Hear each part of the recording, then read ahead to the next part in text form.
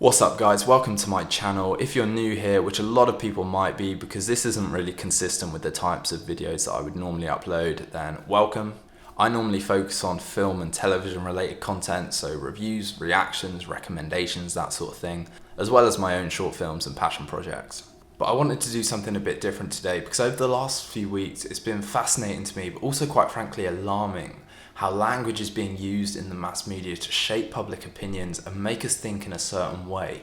So this video is still media related, it's just tailored a bit more to journalism, the news, and the English language in general. Now, I took English language at A-level, I've covered it at university, and I really wish now that I'd done my dissertation on it because there's a lot to unpack here.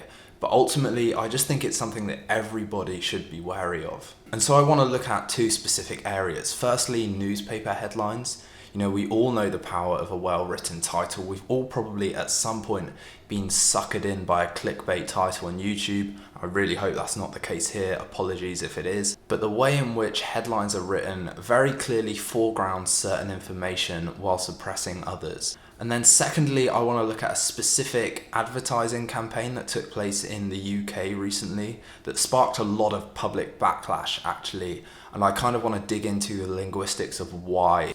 What I hope to achieve in this video is ultimately just a broader understanding of the way that language is a powerful tool, and at a technical level how language is manipulated in advertising. Because everything we watch is an advertisement, and I want to make that fundamentally clear. Just because we're not being sold a product doesn't mean we're not being sold something, you know, an idea, a personality, an emotion. Every time you post something on social media, you are selling a version of yourself to your followers. Every time you write a CV or go to a job interview, you're probably selling a more idealized version of yourself. Every time you tell a funny story to your mates, you're trying to sell humor. Me making a YouTube video, you know, I'm selling my thoughts and opinions to you, but I'm also selling a version of myself. And whether you do it subconsciously or consciously, you will make a judgment on me based off of that. And then at an institutional level, you know, every news report you see, while supposedly impartial and neutral, still has to sell a story to us in a certain way. All that the news is, at its most basic, is a series of facts told through a particular narrative. And I would argue that to really get an informed idea of any story, you need to read about 5 or 6 different articles covering the same topic. Because while they've all got the same facts, they are all going to be remarkably different in the way they decide to convey them to you. So advertising is present at every level of our lives. And with this specific video, I want to look into how the pandemic is being exploited linguistically by the mass media and by institutional authorities. The news headlines that I want to look at are fairly recent and cover the way that Captain Sir Tom Moore's death has been announced on various news sites. Before I go any further, I just want to say that my analysis is not in any way a comment on the man or what he stood for, you know, because like many here in the UK, I think that he brought, you know, a tremendous amount of triumph of the human spirit and optimism at a very dark time in our nation. All that I want to do is expose the type of information that headlines are choosing to focus on in these announcements. Okay, so just take a minute or two to read these headlines, because for these 3 headlines, I actually don't have a problem. They're statements that I feel sensitively announce the death of a national hero without trying to undercut the sincerity of the tone by hinting at some kind of subliminal agenda. So, Captain Sir Tom Moore dies aged 100. Captain Tom Moore, who raised millions for the NHS, dies aged 100. Captain Sir Tom Moore dies aged 100 after contracting pneumonia and coronavirus. Okay, now on the other hand, let's have a look at these next 3. Now, I've deliberately not told you which headline goes with which news company because I don't want you to form any opinions on anything other than the wordplay going on. So, why are these different? None of them are factually inaccurate, none of them are saying anything that's technically wrong. But what makes them different from the first 3 that we saw? And predominantly, it's the decision to foreground COVID. Unlike the headline that states how the subject contracted both pneumonia and COVID, these 3 only state COVID. And something that people might overlook is also how the subject dies after COVID fight, after testing positive for COVID. Dies in hospital after COVID battle. So what is the word after doing in these headlines?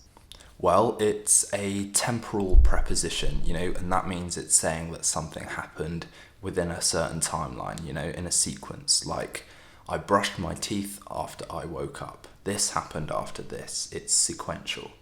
But it's also a conjunction. So listen to how I use it here. I brushed my teeth after someone told me I had bad breath. The same word used in two very different contexts there. In the second example, it implies a causality, that one is a direct response of the other. It's not sequential this time, but also consequential. And it's the same going on with the headlines.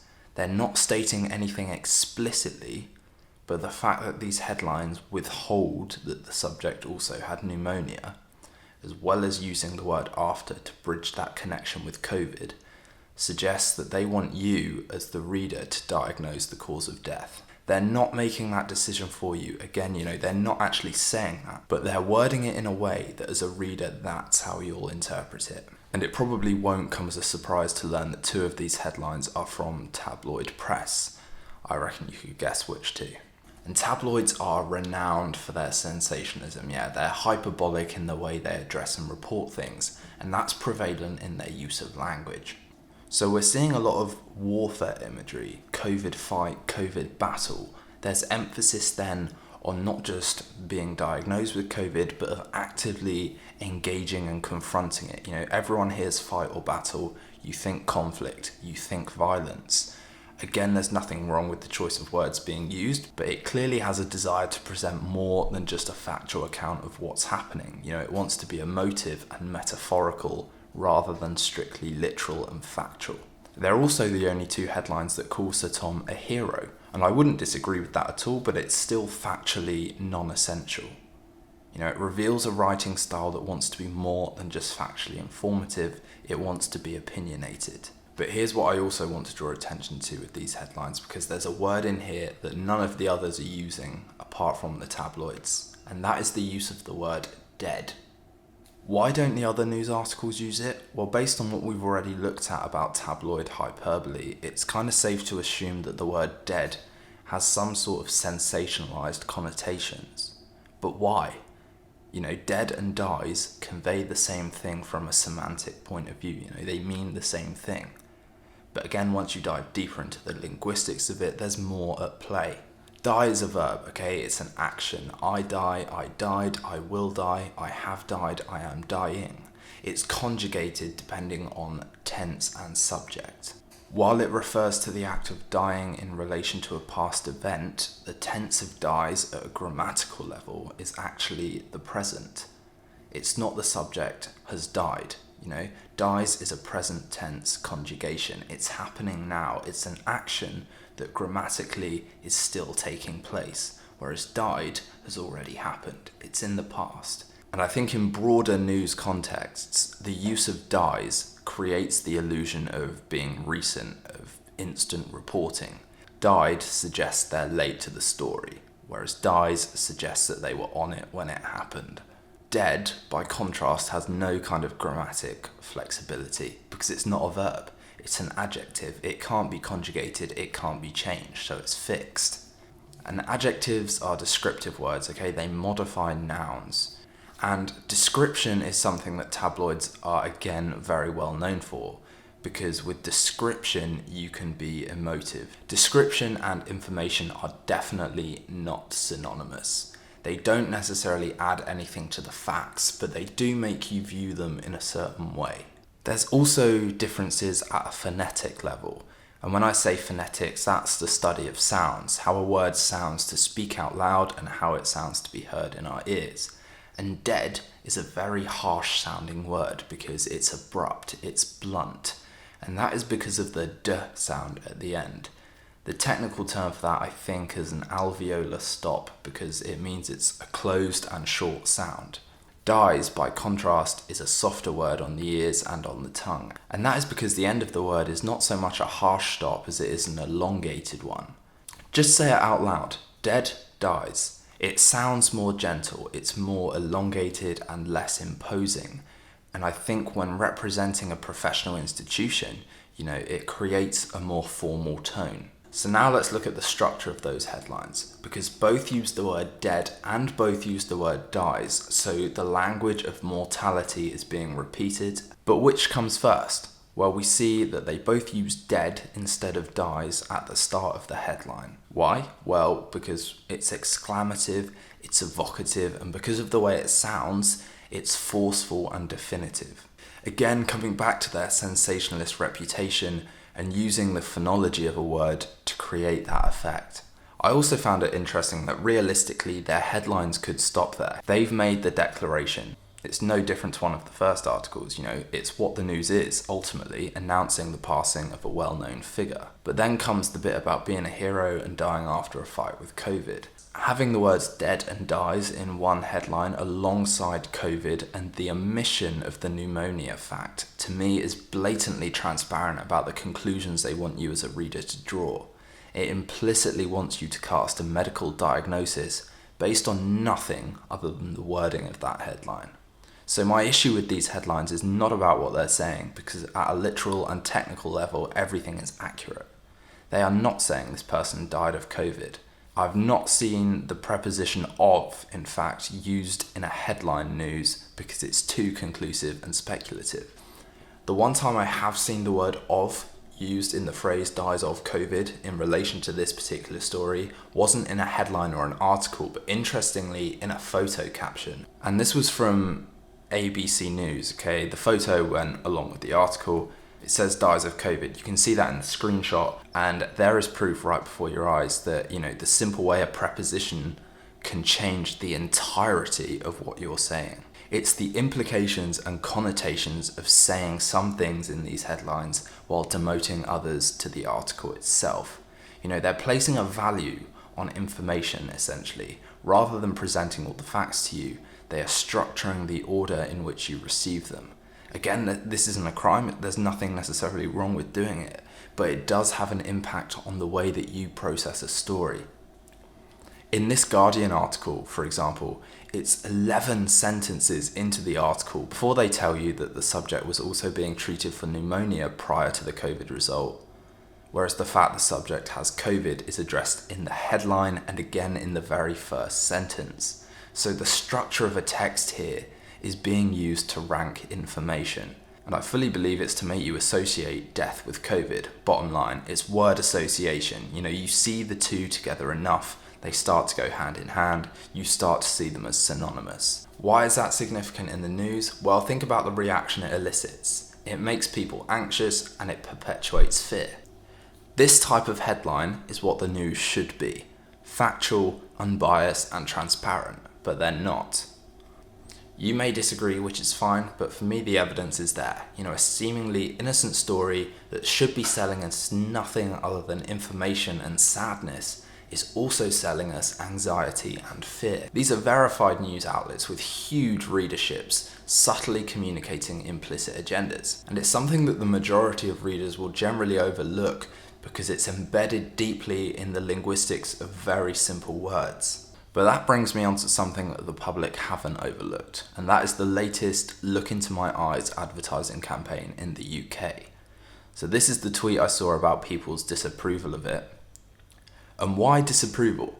Well, because the tone of the posters are accusational and guilt-inducing. I fully agree. This is one of the posters, but it's an advertisement that tries to get its audience to reflect on their actions by placing blame on them, right? And it's an advertisement that's ultimately got it very wrong from a tonal point of view. And again, I want to look into the linguistics of why.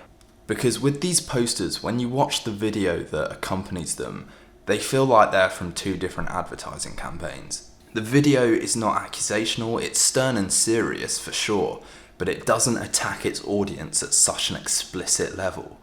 I thought the video was actually very professional and communicated the message it wanted to say quite succinctly, but the posters are a different story. So what's wrong with them? Well, we can see from the HM and the NHS logos at the top that the message is from an institutional and governmental authority. So we already know from a visual level that the poster carries some sort of legitimate and authoritative weight. But the way that they then choose to word the message on the posters feels assertive, and exercises a degree of linguistic power that feels oppressive. And how? Well, there's 5 imperative verbs on every poster. Look, tell, stay, protect, save. What is an imperative? Well, it's one of 4 sentence functions. And the function of an imperative is to command you to do something. It's an instruction. It's a type of sentence you'd commonly see in recipe books, add 500 grams of this, stir this with this, mix this with this. It's instructing you to do something, but it's also fundamentally used in situations where there's also a clear power divide because it advocates authority. Stop it, do as you're told, eat your vegetables. It's used in situations where there's a clear hierarchical divide. This would feel like much less of an attack if it was written as a question or an interrogative, which is another type of sentence function. Could you tell this person that you don't bend the rules? It's still very much accusational, but it's more reflective and much more optional, because that's the other thing with an imperative. Because it's a command, it's not a suggestion, it's not a recommendation. It's something that you don't have a choice in. So the poster has basically already made up its mind for you that you don't obey the rules, because they're not asking you anything. And that full stop rather than the question mark at the end of the sentence feels very intrusive. But more than that, they're already implying that we are to an extent responsible for hospitalizing these 3 people on the posters who, most people would never actually have met. Which brings me on to my next point, because obviously posters have a visual element. So let's break that down. Well, the subjects in the posters vary in age, race, and gender, so they're trying to convey that the virus doesn't discriminate. What they're also doing is personalizing the poster. It's no longer institutional propaganda. Well, it is, but it's painted over with a sense of intimacy, with human connection. There's only one person in each picture and they're looking straight at you.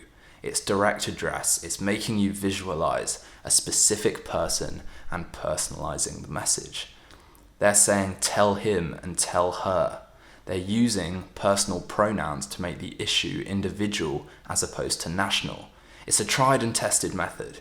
Children in Need, all other big television charity campaigns, often promoted around images of malnourished children looking helpless. It cuts you right to the core, and that is the point. And in this poster, it's all part of evoking the guilt. Same with their name mentioned in small print. The names don't add anything relevant to the overall message, but what it does is add to the personalization of the advertisement. I'm wondering why they didn't go all out and put their names in the big text, tell Lorna, tell Tony, tell Anthony, and fully embrace the personal effect that they're gunning for. But what also stands out to us? The eyes. The campaign is centered all around the eyes, and as a result, the rest of the image is desaturated to foreground and enhance the piercing gaze of the subject's eyes. By desaturating the rest of the image, there's less colour in their faces, so obviously they look ill.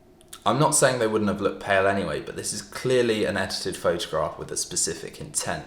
And that intent may have been just to make the eyes stand out. But a byproduct of that is also making their faces colourless and by implication, more lifeless. But finally, again, I want to look at the structure of these posters. It's bookended, or sandwiched if you like, by institutional logos and messages, top and bottom. So the institutional authority is reaffirmed.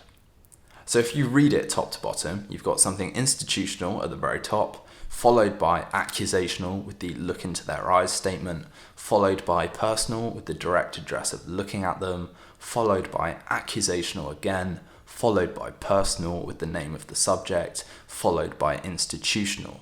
And when you take that poster as a whole, the layout is in and of itself oppressive. The message is contained within the parameters of an inflexible institution. I'm also always fascinated by the ordering of the line, stay home, protect the NHS, save lives. I know they're presenting a sense of chronology in that one thing leads to another, but we've seen the power of structuring things in a certain order with newspaper articles, and again with the layout of the article. Why isn't save lives first? It has always baffled me because it's the first thing you read. Stay home. Why not save lives? State the objective first with powerful intent, much like the headline, then say how we do that. Protect the NHS and stay at home. We're supposed to read it as a sense of progression, action and reaction. I get that, but you can read that as anything. Newspapers state what they deem as the most important thing first. So why not here? Based on how you read this, staying at home could be implicitly getting hinted at as more important than saving lives. Or do we look at it from the NHS point of view? For them, protecting the NHS is the most important thing. So is that in the middle as a kind of centerpiece that your eyes are drawn to first? It all depends on how you look at it. And that is the point. Language is subjective. We are going to look at it in a very similar way, but there will still be individual differentiation. I look at language at this level, most people won't. All just food for thought, and I'm going to wrap up there before I make my head explode. I'm not trying to tell you what to think of COVID. I'm not trying to tell you what to think of lockdown or the vaccine or even of government. I just think people should be aware of the verbal and visual mechanics being used to dictate how we receive and perceive messages. They're just words and they're advertised to us publicly. They're there for us all to read and access. But as I said at the start, language is the most powerful tool that we have as human beings.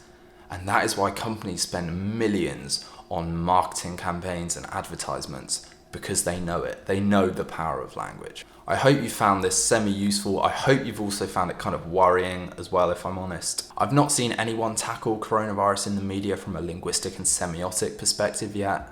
So I hope it's presented a kind of new way of evaluating what's going on. And I hope it's something that you can take forward as well, because this isn't something exclusive to our current climate. These are tricks of the trade, they're conventions, they're not innovations. They recur all the time. Probably in every news story you'll ever read, there's going to be some of what we've just talked about. But that's my spiel done. I hope you enjoyed, and thank you for sticking with me if you've made it to the end. Stay safe, and I will see you next time.